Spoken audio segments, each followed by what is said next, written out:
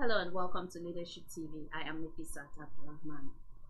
The Abia State chapter of the Christian Association of Nigeria, CAN, has condemned a tax policy imposed on church signposts by the Governor Alex Oti-led administration.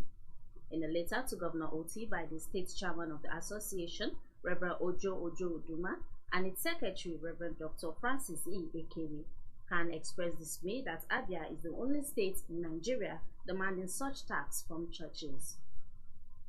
The apex Christian body maintained that the policy could compel Christians in the state to perceive the regime as anti-church, noting that Christians should not be forced to pay for church signposts in God's own state.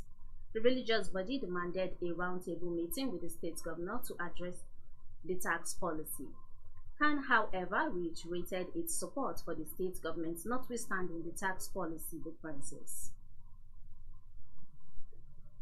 The Minister of Works, Engineer David Umahi, has issued a 7-day ultimatum to Julius Berger to accept the federal government's offer of 40,079 billion naira and complete the 82-kilometer Section 2 of the Abuja-Kaduna-Zaria-Kano Expressway. The ultimatum was issued on Wednesday during a courtesy visit to the minister by the new managing director of Julius Berger PLC, Dr. Priya Lubash, accompanied by the firm's outgoing managing director, Dr. Lars Richer, at the Ministries headquarters in Abuja. A statement signed by the Special Advisor Media to the Minister of Works, Orji Uchenna, noted that Julius Berger risks termination of the contract if it does not accept the offer. Umahi also expressed disappointment that the company, which has had years of patronage by the federal government and subnational government, was not realistic in the contract pricing, especially at this time of Nigeria's economic challenges.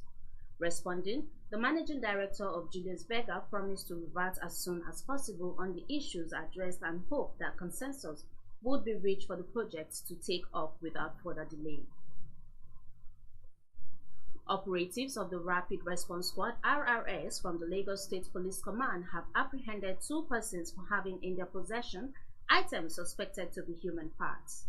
The suspects were arrested on the Otedola Bridge along the Lagos-Ibadan Expressway in Lagos. The suspects, a 30-year-old Isa Abdullahi and Abubakar Isa, 32, were arrested in a taxi on Tuesday, October 15, 2024, during a routine stop and search at Otedola Bridge. The State Police Command spokesperson, SP Benjamin Hundeyin, announced the arrest to newsmen on Tuesday, explaining that the arrested suspects led operatives to one Bolahon Temidayo, a suspected dealer from whom they bought the human parts in Oyibo markets. Moving on, at least 4 members of the Federal Executive Council may be relieved of their appointment following the dissolution of the Ministries of Niger Delta Affairs and Sports Development sweeping reforms announced on Wednesday.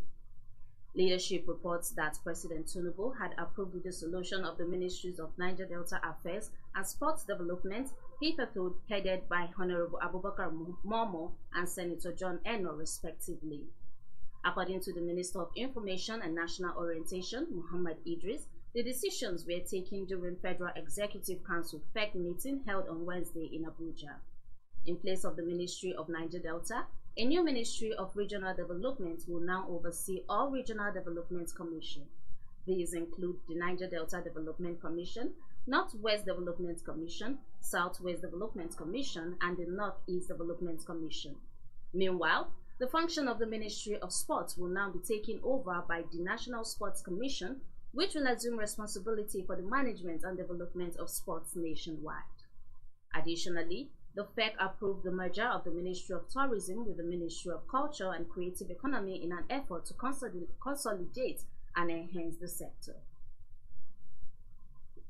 On the entertainment scene, African-British actor Idris Elba has revealed that he plans to relocate to Africa in the next 10 years to boost the continent's movie industry by telling African stories.